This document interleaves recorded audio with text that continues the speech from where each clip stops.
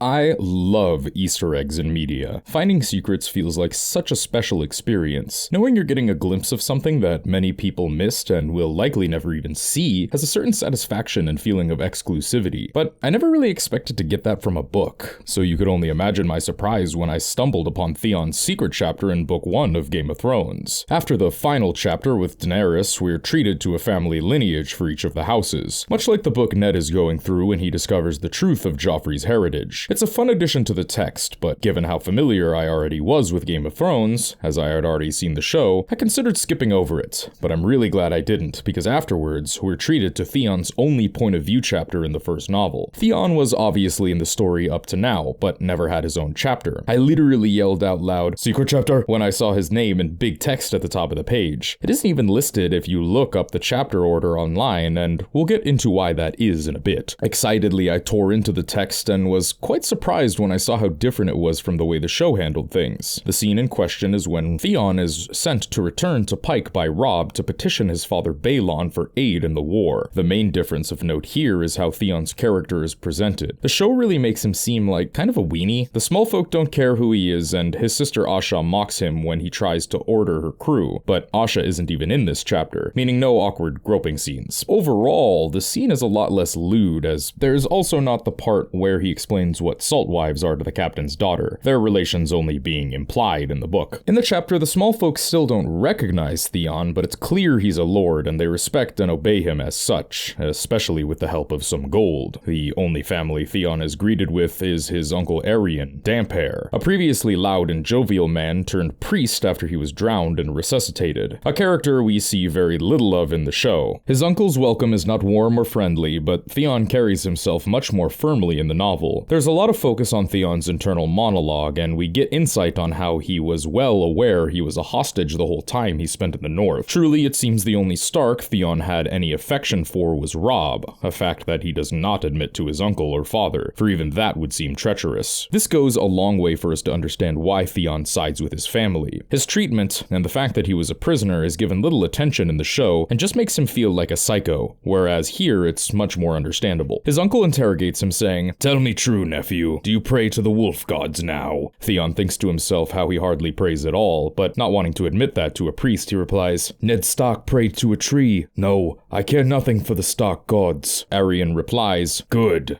Kneel." After a protest from Theon, Aerion commands, "Kneel, or are you too proud now? A lordling of the Green Lands come among us." Theon obeys, angrily, only under the consideration he may need his uncle's help in the future, and is intoned by the drowned priest, and doused in seawater. Afterwards, they ride to his father's castle, and he notes the priest isn't one for conversation, and his uncle refuses to elaborate on why Balon has masked his banners, to where we see Theon's pride flare, saying, "If my father makes plans for war, I must know of them. I am heir to Pike and the Iron Islands." His uncle replies, "As to that, we shall see," commenting how Asha is an older sibling. To Theon, Theon says, "A woman may inherit only if there is no male heir in the direct line. I will not be cheated of my rights, I warn you." His uncle grunts in reply, "You warn a servant of the Drown God, boy. You have forgotten more than you know. And you are a great fool if you believe your Lord Father will ever hand these holy islands over to a Stark.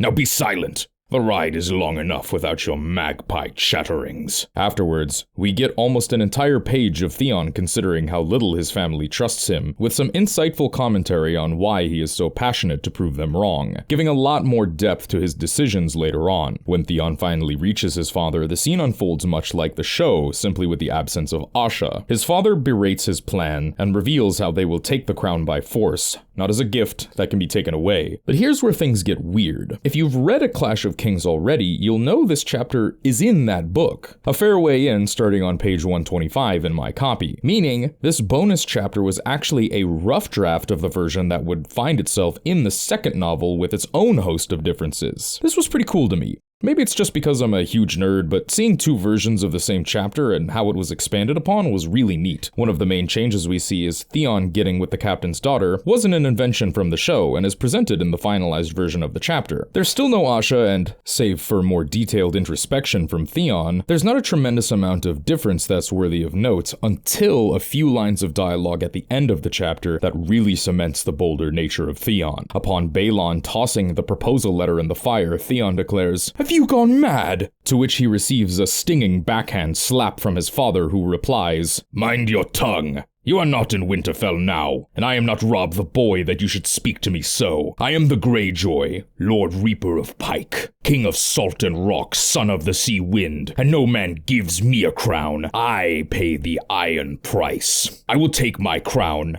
as Euron Redhand did 5,000 years ago." Theon spits back, "Take it then. Then call yourself King of the Iron Islands. No one will care until the wars are over and the victor looks about and spies the old fool perched off his shore with an iron crown on his head." Lord Balon laughs.